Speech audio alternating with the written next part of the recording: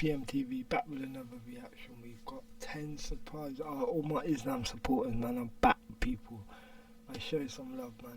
People are asking why I ain't reverted yet and this and that, and honestly, my message to you lot is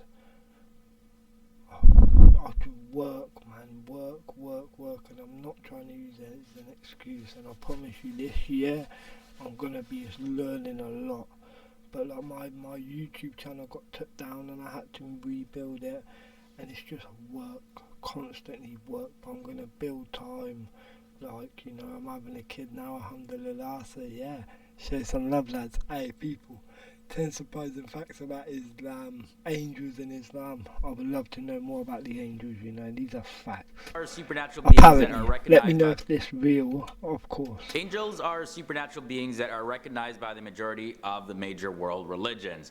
And in Islam, angels play an important role in the faith. And there's a whole world of beliefs that Muslims have about angels. Welcome to another episode of FTD Facts. My name is Leroy Kenton, and I did some research and found 10 surprising facts about angels in the Islamic faith. Now before we get started, leave a like on this video if you enjoy learning about new things, and subscribe if this is your first time here. And if you haven't done so already, that way you'll be notified of future videos like this. Just so I can react to it, you know. Alright, so let's jump into this episode, starting with the first fact. Now, the Arabic word for angel is malaika, which means, first fact, like this. All right, so let's jump into this episode, starting with the first fact. Now, the Arabic word for angel is malaika, which means to give help and assistance. And the Arabic word for angel, singular, is malak. According to its root form, malak means messenger, deputy, envoy, superintendent, and sometimes even translates as powerful one. So a whole lot going into that word, angel, there. And also in Islam, it's believed that angels were created out of light before the creation of humans from clay, from the earth. Now, angels are natural. See, you lot have taught me some stuff. Obedient creatures, and they worship Allah and carry out his commands. And in the Quran it says they do not disobey Allah's commands that they receive, they do precisely what they are commanded. And that's in the Quran, Surah 66 verses 6. The next fact is that angels also have no free choice, so it's not in their nature to disobey. They are not prideful or egotistical beings either.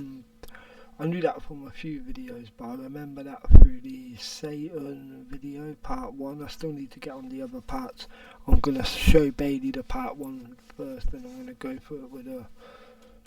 They respect God and do everything that he orders. And in the Quran, Surah 16, 49 to 50, you'll find that the angels are involved in carrying out duties in both the unseen and the physical worlds. There are also several angels that are mentioned by name in the Quran, and they're also responsible for various different duties. Here we have the angel Jibril, which is the angel Gabriel, and that's the angel in charge of communicating Allah's messages to his prophets. Then Israfil is Raphael, and he's in charge of blowing the trumpet to mark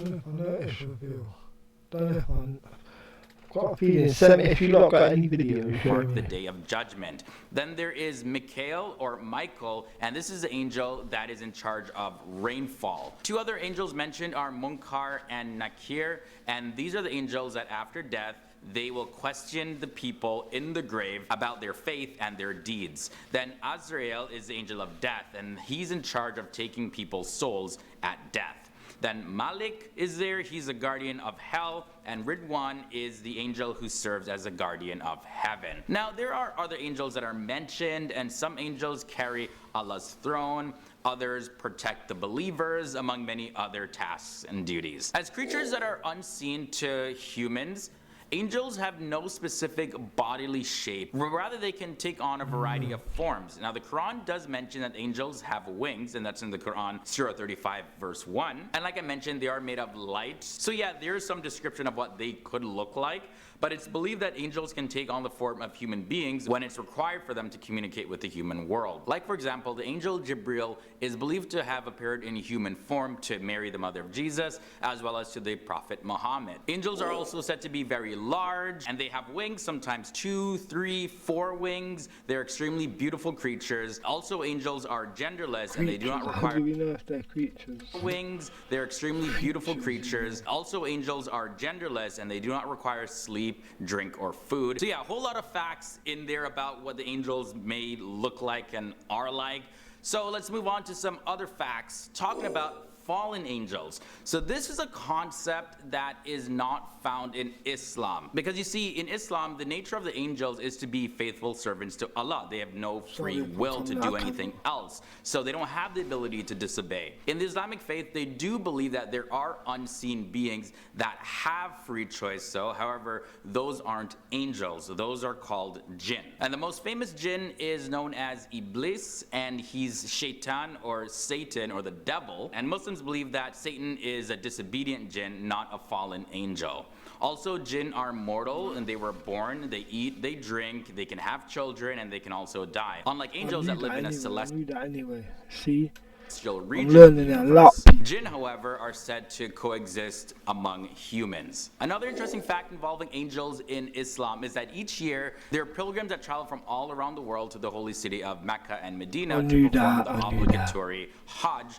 That's part of the 5 pillars of Islam. And you're to perform this pilgrimage at least once in your lifetime if you're able to do so. Now, when a true believer is asking for Allah's mercy and praying and standing in front of the Kaaba, it's said that angels send down blessings to that person directly. Also, angels show up in Islamic mysticism inside the world of Sufism, which is a mystical tradition of Islam. Angels are believed to be divine messengers between Allah and humans, not just servants of Allah that carry out everything that He says.